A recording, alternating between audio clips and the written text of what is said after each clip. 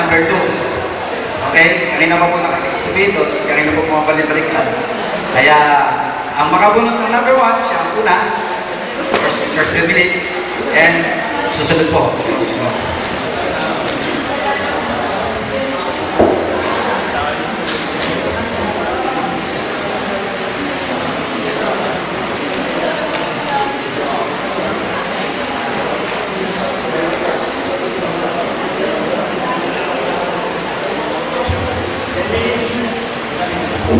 Okay, 10 minuto po ang ibibigay natin for the negative side and another for the affirmative side. Take 10 minutes po sila. Mauna po ang negative side. Okay, praise the Lord. Magandang tanghali po sa inyo lahat. Sinsya na po kayo. Nagiging mapan po kami kuminsan, pero we are just trying our very best na hindi ho ang sarili namin ang aming nagpahayag, kundi yung consistent po na salita ng Diyos ang dumaloy po sa atin. Number 1, bawal po rito yung haka-haka. Kaya sinisikap natin mayroon po ginatawag na biblical harmony. Okay. Ang Diyos na Espiritu, sabi ninyo, walang anyo.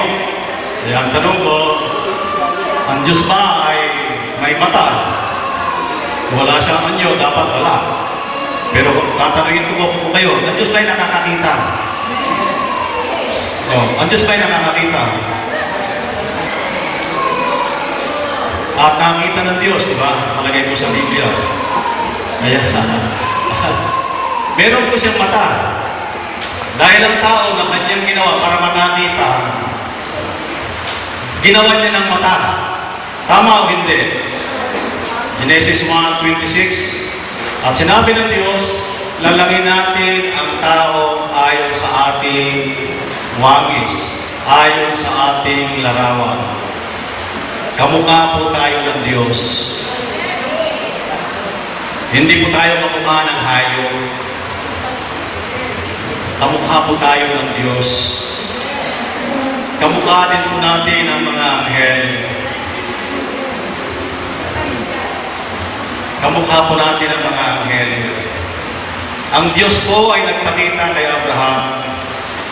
Genesis chapter 18 verse 1. And the Lord God appeared to Abraham. Hindi nyo pwedeng baliwalain yung litra por litrang versikulo na yan. At nakakita ang Panginoon sa kanya sa puno ni Mamre. Sabi ninyo, anghel yan. Sabi ninyo, tiyopane yan. Nasaan yung tiyopane? Nasaan ang anghel? Tatlong anghel ang nagpakita po kay Abraham. Pero, mayroon pang isa na hindi nyo nakita. Basahin nyo para makita ninyo. Na ang nakita ni Abraham, hindi lang tatlo. Ayan. Nakita niya ang mga anghel. Miyan nyo ba ang mga anghel? Ang anghel ba ay espiritu? Ang anghel ba ay espiritu? Miyan nyo ba ang anghel? Nakita pa ni Abraham ang anghel? Katulad nyo, ang anghel kumakain din. Tinanong ninyo. Nagpunta doon siya kay Lot. Nandun, ganda lalaki ng mga anghel. Nabating yung mga taga-Sodom at Gomorrah. Ganda lalaki po yung mga anghel. Halos walang pagkakaiba po sa tao. Dahil ang tao, ayon sa sinabi ng Diyos, lalangin natin ang tao ayon sa ating larawan. Sino ka kausap ng Diyos? Sabi nila, ang Diyos, kausap niya si Kristo, ang kanyang anak. Ang tanong, meron na bang Kristo noon? Maganda yung ating ko. Sabi ninyo wala sa pagsikat si Kristo noon. Panukala ka lang. Nasa isip pa lang. So, sino po ang kanyang kausap? Ang kanyang mga anghel. At ang Diyos ay lumikha ng tao ayon sa larawan ng anghel at ng Diyos. Sapagkat ang sabi ng Diyos, lalangin natin ang tao ayon sa ating larawan. Ayan, yung tatlong anghel na nakita po ni Abraham, katulad din po siya ng tao. Dalawa po ang paa, may dalawa pong kamay, may mata, may ilong. Kaya nung kumain, sa bibig po isinubo ang pagkain. Amen? Kumain po. Hindi naman pwede sa tainga. At natawa ka, sa bibig naman talaga.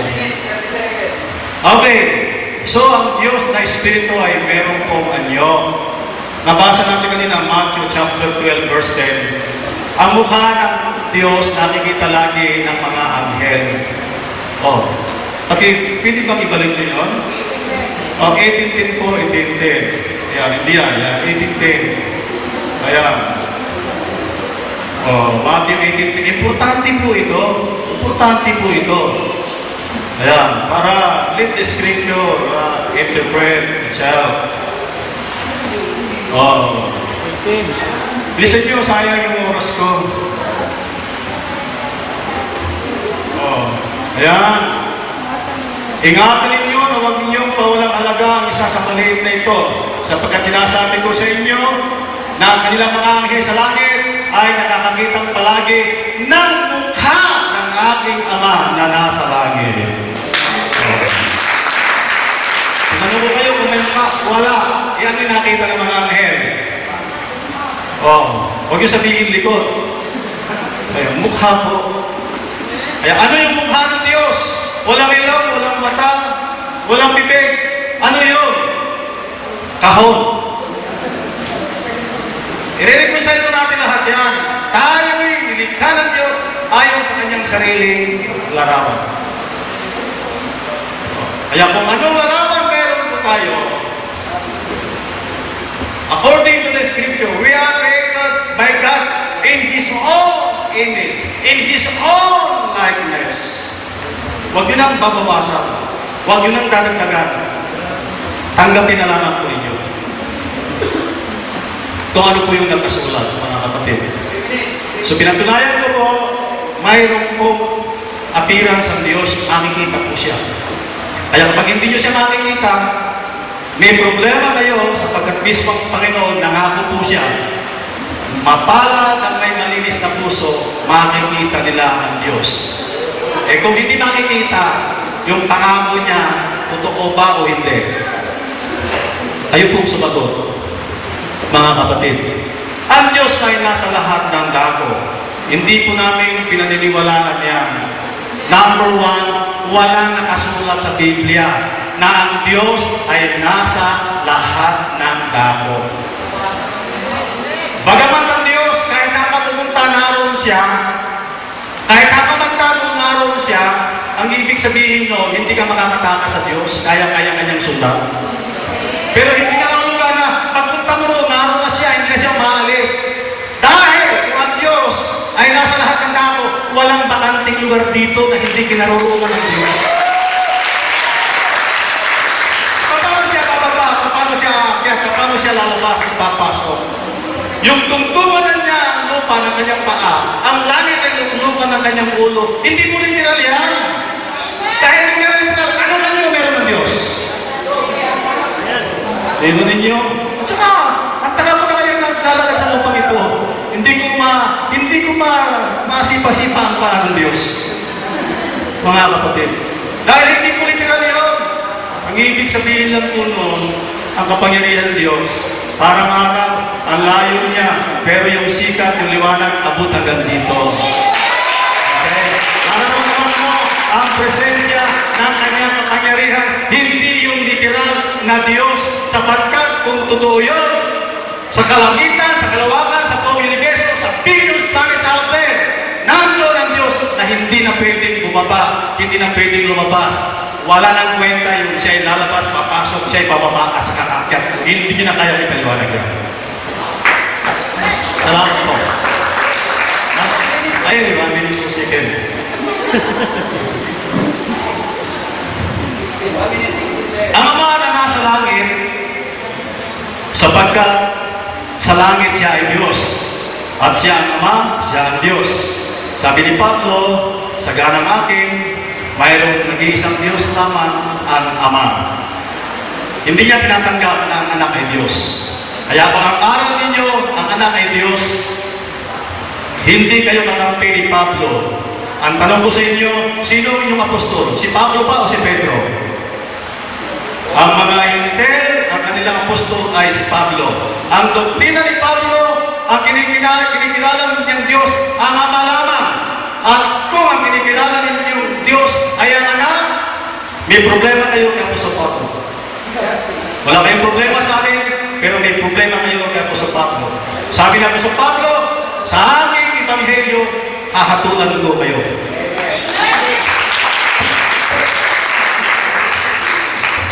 May 15 seconds ko siya, okay, nag-give up na ko siya. 10 minutes. Hindi na? Okay. Una, gagamitin ko ng pagkakataon to para magpasalamat sa inyong lahat na kayo po ay dumalo sa debating ito. Maraming salamat na naging maayos. Yun po, hindi mo usaw ng oras. Ano po, kanina may sinasabi po na delikado ba ayon sa larawan na image and likeness of God. Sa tamang pagpapaliwanag po ng Biblia, ano ba talaga ibig sabihin ito? Ito po yung tamang pagpapaliwanag. Dapat ang ipapaliwanag po Biblia, hindi po yung tao. Kasi pag yung tao magpapaliwanag, maliligaw po tayo. Ano ba ibig sabihin noon? Yung likeness at saka yung image of God. Efeso 4:24, at kayo'y magbinis ang bagong pagkatao na ayon sa Diyos ay nilalang sa katwiran at sa kabanalan ng katotohanan. Nilalang po tayo ayon sa wangis at likeness ng Diyos, na yung likeness ng Diyos po yung wangis ay kabanalan at tunay na katotohanan. Yung po yun, yung tinutukoy ng Biblia, hindi po yung tinuturo po sa atin ng mga bulaang pangangaral. Po. Ngayon, ang Diyos daw po, hindi daw po omnipresent. Aba, napakainin ng Diyos naman yan. Akawawa ka yung Diyos mo, hindi na. Wala sa lahat ng nako. Hindi na nakita na nagdadagaw ka, nagdadaya ka. Ang hina ng Diyos mo, kawawa ka. Bumulong sa Biblia, literal po letra por letra, na ang Diyos, ayan po, ay wala tayong sukat na pagkalat yan siya dahil pinupuno niya ang buong universe. Ito yung sinasabi po. Wala naman po mababasa sa Biblia na Diyos wala sa lahat ng tao. Samantalang mababasa po natin pinupuno ng Diyos ang buong sangkatauhan. Pero yung Diyos wala sa lahat ng tao, wala tayong mababasa ng ganon. Po. Ha? Ito po yung totoo. Ito po yung sumusunod. Ha?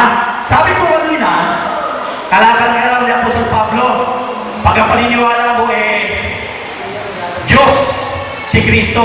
Ang totoo po nun, kalaban ka ni Pablo, pag ang paniniwala mo, tao lang si Kristo. Bakit? Bakit? Si Pablo, na apostol, hindi mula sa pagkatao, ni sa mga makitan man ng tao, kundi sa mga makitan ni Heso Kristo. Yung po yung nasa proseso ng mapasasabay ko, hindi po yung ano pa? 8:9. Tatapuan kaiman kami. Dito po sa 11:10. Sapagkat aking pinatatalastas sa inyo, mga kapatid, tungkol sa ebanghelyo na aking pinag-aaralan ito'y hindi ayon sa tao. Sapagkat hindi ko tinanggap ito sa tao. Ni tinurman sa akin, kundi aking tinanggap sa pamagitan ng pahayag ni Heso Kristo. Meron po sa warning. May warning po siya, may warning. Tatapuan kaiman kami sa anghel mula sa langit ang mangaral sa inyo ng anumang ebanghelyo na iba sa aming pinag-aaralan sa inyo ay patakwil. Itakwil mo yan. Hindi sa Diyos yan. Hindi yan. Itakwil yan. Kawawa ka dyan. Naiintindihan mo ba? Ayon sa aming sinabi, ang una ay huling ngayon. Aking sinasabi, ngayon kung ang sino man ay mag-aaral sa inyo ng anumang ebanghelyo ng iba ay sa inyong tinanggap ay matakwil. Kaya nga sinabi mo ang tanggapin na tao lang si Kristo. Si Kristo sinasabi ni Pablo, hindi tao. Nakasulat po letra po letra, mga kapatid. Ngayon, ito na po yung pinaka-tinali. Ito po, kasi bibigyan ko ng, ilan ba oras ko dyan?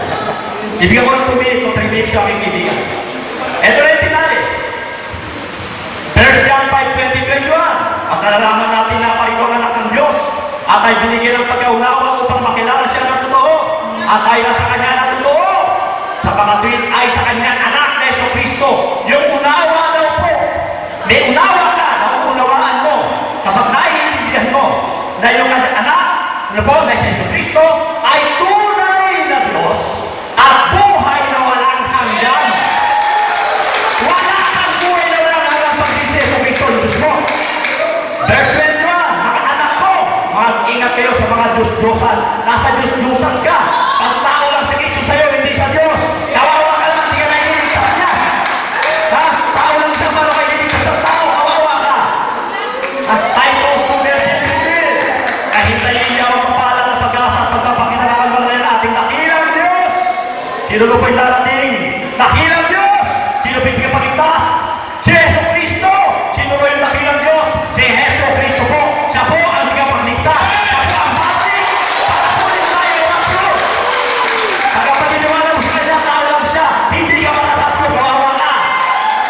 Na siya nagbigay ng kanyang sarili dahil sabi mo bago tayo ng Diyos niya sa lahat ng sa mga nagpalit siya sa kanyang sarili ang bayang masigat mabuti gawa upang maging kanyang sariling pag-aari. Ang mga bagay na ito inyong salita iaral. Ano po iaral natin? Si Jesus, siya ang dakilang Diyos, siya ang pagigtas, iaral po natin at sabay ng buong kapangyarihan. Sino ka rin Juan? Hahawak sa inyo. Ito po yun, napakaliwanag po mga kapatid. And para sa duwag ko po ito, saan po ba nanggaling ang doktrinang niya na si Kristo ay Diyos, tao lang, hindi po Diyos o nagkatawang tao siya. Noon pa po yan. Noong, ito po, tinan nyo ha, ako po yung nag-research kasi wala sa Bible eh, kaya tinaran ko po. Ano sila leksiko? Yan po pala ay dynamic monarchianism. Panahon pa po, magkamatay na mga apostol, lumitaw na po yan. Kaya hindi ako magtataka, may mga Iglesia ni Cristo, may mga Jehovah na naniniwala, hindi daw po Diyos Cristo.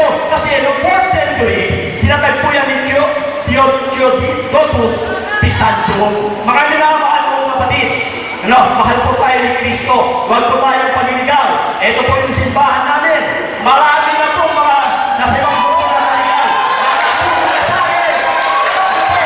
Paglinsan ka. Paglinsan ka. Umalis ka na.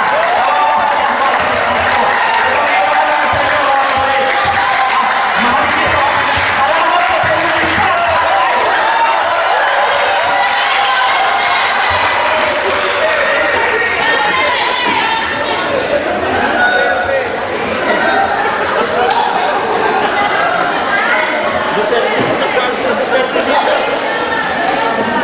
Masaya. Mga kapatid, okay lang ako. Kahit hindi siya 3 minutes. But I want to draw my conclusion based on my first statement. As I have said, Jesus is the sun and the star at the same time. He is the lion and the lamb at the same time. The bread and the water at the same time. Alpha, the beginning letter of the Greek alphabet, and Omega, the ending letter of the Greek alphabet at the same time. Sacrifice and the high priest, offerer and the offering at the same time. Christ is homogeneous. He was entirely unique in himself, fully God and fully man at the same time. Acts chapter 2 verse 36, both Lord and Christ. He is the Son of God and the Son of at the same time. God, dual nature, dual role at the same time. Thank you very much.